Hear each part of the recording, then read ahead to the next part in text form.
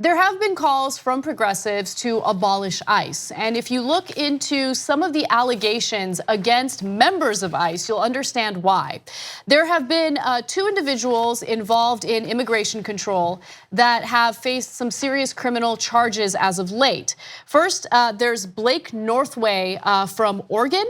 It turns out that state police detectives arrested Blake Northway, who's 55 years old, in Medford, Oregon last Thursday following a joint investigation between the Oregon State Police and ICE's Office of Professional Responsibility.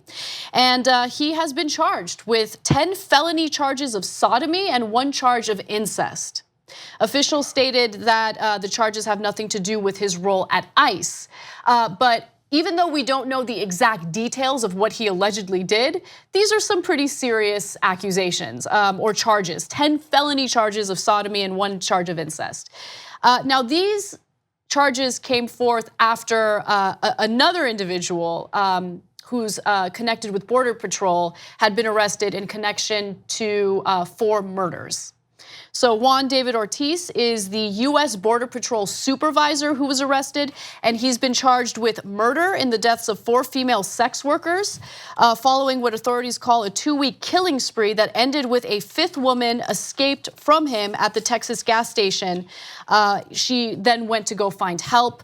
When authorities were looking for him, they eventually found him. He fled and was found hiding in a truck in a hotel parking lot in Laredo, Texas. Also, 2 of the women who were victims were US citizens, but the nationalities of the other 2 were not yet known. And people were concerned that he was probably getting information about the manhunt about him because he's in law enforcement. So he might have been receiving that information. But as it turns out, luckily, the 5th woman escaped, found a state trooper who did a great job, and they pursued him and they got him. The part of the story that I have to confess that I liked was him hiding in a truck in the hotel parking lot. A tough guy when you're going to go commit those, violent acts against women and that you think have no power. But when you think people are coming to get you, all of a sudden you're quivering in hiding from the authorities, and not so tough after all. What's crazy about this story is after authorities found him, he did confess to the murders. And a few of the murders, actually 2 of them, took place in the hours after the 5th woman had escaped and alerted authorities. So wow. It's such a tragic story. I'm glad they caught him.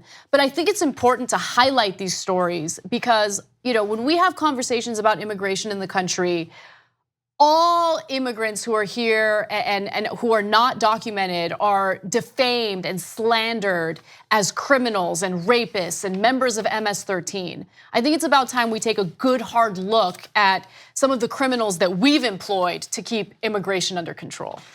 Well, look, 2 things about that. As we've shown you over and over again, crime statistics show that people who are American citizens commit crime at higher rates than undocumented immigrants, at significantly higher rates. Now, that doesn't mean that I make assumptions about American citizens. We're all American citizens here. I don't think that we're all, in the immortal words of Donald Trump, criminals and rapists.